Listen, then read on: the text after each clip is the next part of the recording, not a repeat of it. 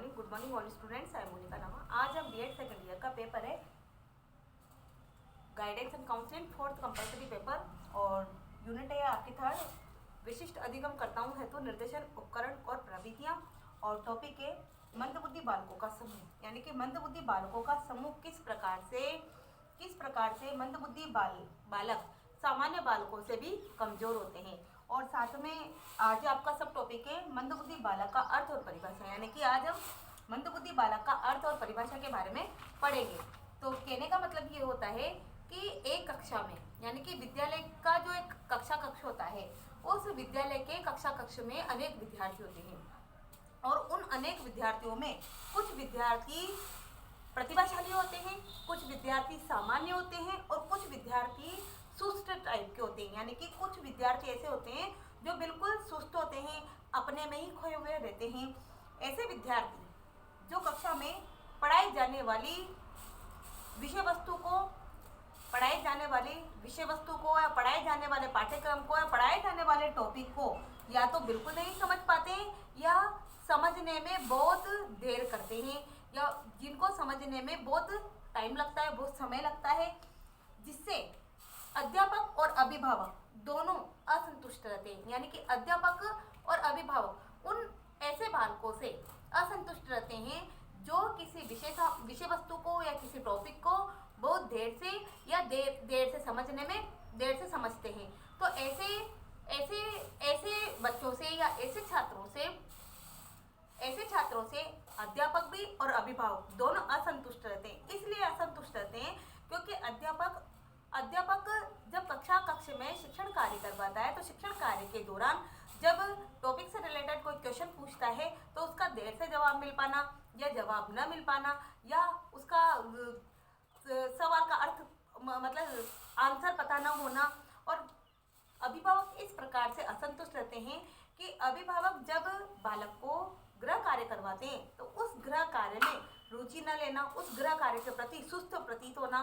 तो ऐसे में उन बालकों को मंदबुद्धि बालक कहा जाता है, जो सुस्त टाइप होते हैं, जो सामान्य बालकों से भी सुस्त होते हैं, जो अपने कार्य को विलंब से देर से करते हैं। ऐसे बालक मंदबुद्धि बालक कहलाते हैं। साथ में ये होता है कि अभिभावक और अध्यापक तो इनसे असंतुष्ट रहते ही हैं। साथ में यह कारण है कि बालक कक्षा में समस्या बन जाते हैं। कहने का मतलब है कि ऐसे बालक कक्षा में सामान्य रूप से समस्या बन जाती है। यानी कि जो बालक कक्ष में एक अध्यापक के शिक्षण कार्य के दौरान जब किसी टॉपिक को समझ नहीं पाते हैं या उसको समझने में देरी लगाते हैं, तो ऐसे बालक सामान्य रूप से अध्यापक के लिए कक्ष में समस्या बन जाते हैं। और ऐसे बालकों के अधिकांश अभिभावक इस बात को स्वीकार नहीं करते। यानी कि अध्यापक के लिए जब वह सामान्य रूप से समस्या बन जाते हैं तो बहुत से अभिभावक ऐसे होते हैं जो उन बालकों की इस व्यवहार को या न सीखने की गति को सामान्य रूप से स्वीकार नहीं करते हैं और उनका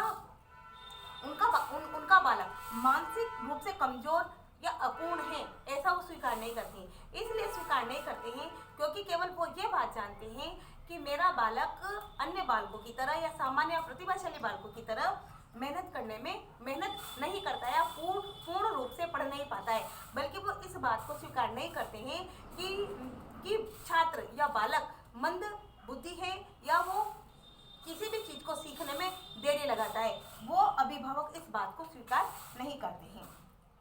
साथ में अभिभावकों का यह विश्वास होता है कि उनका बालक उतना परिश्रम नहीं करता है जितना कि एक सामान्य बालक करता है, जितना कि एक प्रतिभाशाली बालक करता है, उतना परिश्रम नहीं करता है। बल्कि वो इस बात को स्वीकार नहीं करते हैं कि उनका बालक मंदबुद्धि है, इस बात को कभी भी स्वीकार नहीं करते हैं। इसलिए निर्देशनकर्ता के रूप में एक अध्यापक को निर्देशनकर्ता के रूप में निर्देशक की भूमिका निभाते हुए यह सुझाव देना चाहिए या यह कर्तव्य होना चाहिए एक अध्यापक का कि वह ऐसे बालकों को समझाए, ऐसे बालकों के अभिभावकों को समझाए और ऐसे बालकों को समझाते हुए ऐसे बालकों को समझाए और ऐसे बालकों के अभिभावकों को भी समझाए। नेक्स्ट है मंदबुद्धि बालक का अर्थ पढ़ेंगे हम। मंदबुद्धि बालक का अर्थ एवं परिभाषा। तो देखिएगा मंदबुद्धि बालक का अर्थ है बालकों की बुद्धि लब्धि,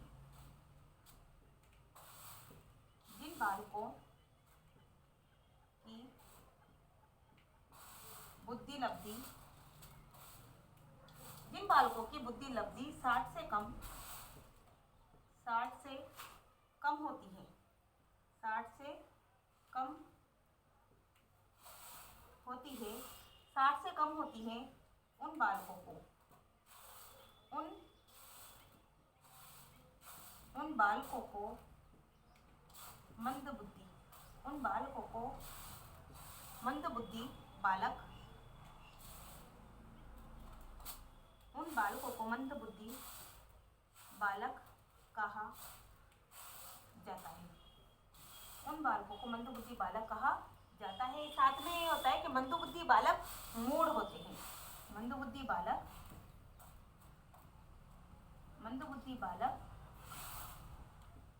मूढ़ होते हैं, मंदबुद्धि बालक मूढ़ होते यानी मूर्ख होते हैं। इसलिए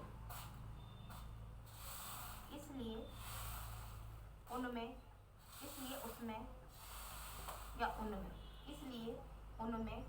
सोचने समझने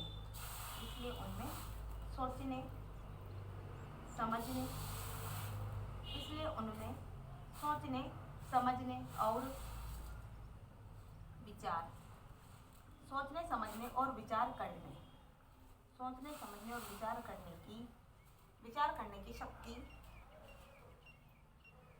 करने की शक्ति कम होती है, विचार करने की शक्ति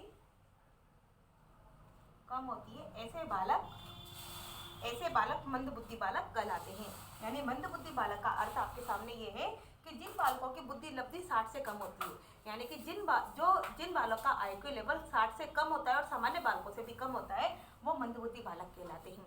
साथ में मंदबुद्धि बालक मूढ़ होते हैं, मूर्ख होते हैं, यानी कि 60 से कम जिनकी बुद्धि लब्धि होती है तो वो उनका आईक्यू लेवल मूढ़ श्रेणी में आता है, यानी कि मूर्ख श्रेणी में उन बालकों को रखा जाता है। साथ में यह है इसलिए उनमें सोचने समझने की, ऐसे बालकों में जिनकी बुद्धि लब्धि 60 से बिल्कुल कम होती है, ऐसे बालकों में सोचने समझने, विचार करने, विचार करने, किसी से बात करने, वो क्या बोल रहे हैं तथा स्वयं में सुस्त रहने, ऐसी शक्ति होती है। यानी कि उनमें शक्ति कम होती है, सोचने समझने और विचार करने की शक्ति उनमें कम होती है। वो किसी बात को सोचकर समझकर आंसर नहीं कर पाते। किसी बात को जब अध्यापक किसी क्वेश्चन का आंसर पूछता है तो वो सोच नहीं पाते, यानी कि उनको सोचने समझने की जो क्षमता होती है, जो शक्ति होती है, वो क्षीण होती है, कमजोर होती है। नेक्स्ट देखिएगा अर्थ परिभाषा, देखिएगा इसका मंदबुद्धि बालकों की परिभाषा। नेक्स्ट है परिभाषा।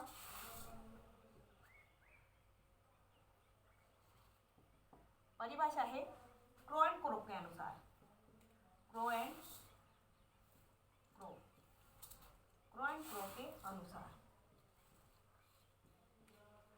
क्रो के अनुसार देखिएगा। क्रो एंड क्रो के अनुसार मंदबुद्धि बालकों की परिभाषा देखिए। जिन बालकों की बुद्धि लब्धि,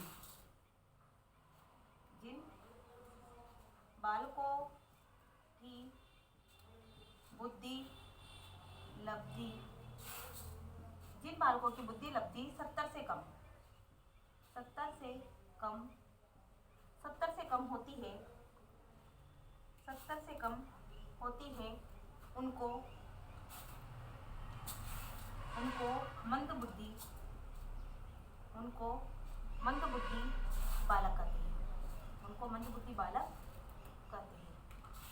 उनको मंदबुद्धि बालक कहते हैं, यानी कि क्रो एंड क्रो के अनुसार डेफिनेशन दिए कि जिन बालकों की बुद्धि लब्धि 70 से कम होती है, यानी कि जिनका आईक्यू लेवल 70 से कम होता है, उनको मंदबुद्धि बालक कहा जाता है। क्रो एंड क्रो ने डेफिनेशन दी है। साथ में है सेकंड है स्किनर के अनुसार,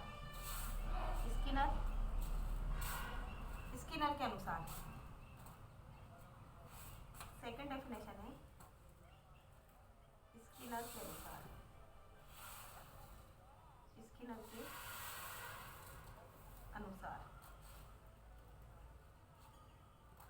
स्किनर के अनुसार देखिएगा प्रत्येक कक्षा के विद्यार्थियों को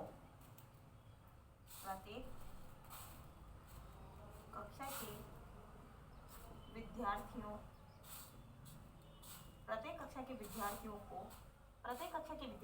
एक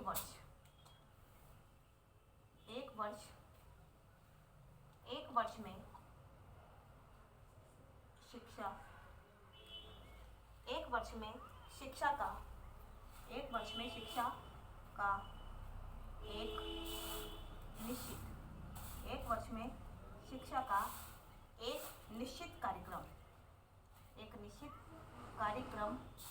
पूरा करना पड़ता है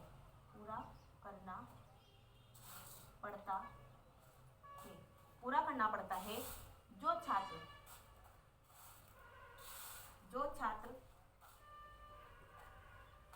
छात्र उसे पूरा कर लेते हैं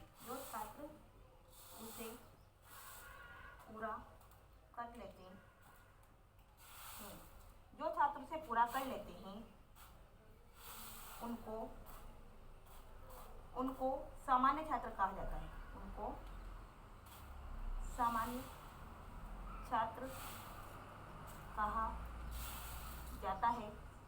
सामान्य छात्र कहा जाता है और जो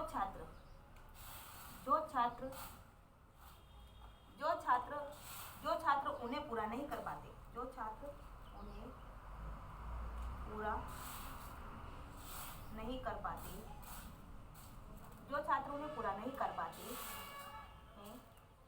उनको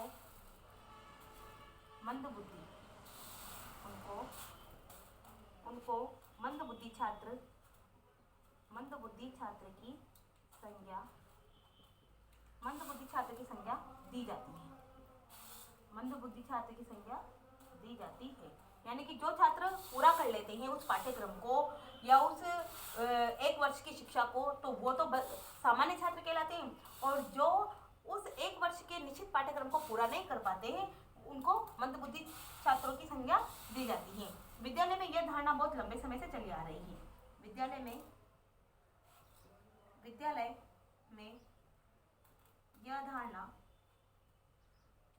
यह धारणा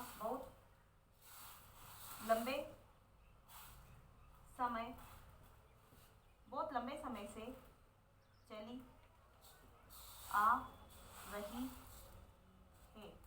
समय से चली आ रही है और अभी भी चल रही है और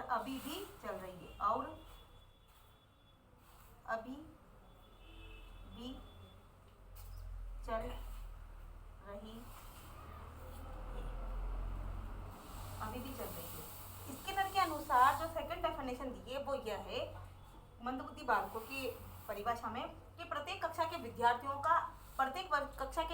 को एक वर्ष की शिक्षा का एक निश्चित कार्यक्रम पूरा करना होता है। यानी कि एक वर्ष की शिक्षा का एक सिलेबस कंप्लीट करना होता है।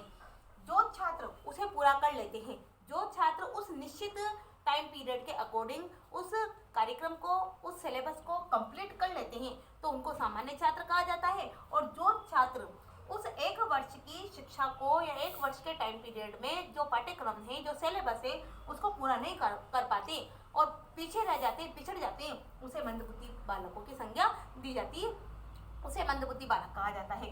विद्यालय में यह धारणा बहुत लंबे समय से चली आ रही है और अभी भी यह धारणा चल रही है। यह आपके डेफिनेशन मंदबुद्धि बालकों के समूह का अर्थ और परिभाषा कंप्लीट हुई। नमस्कार, धन्यवाद।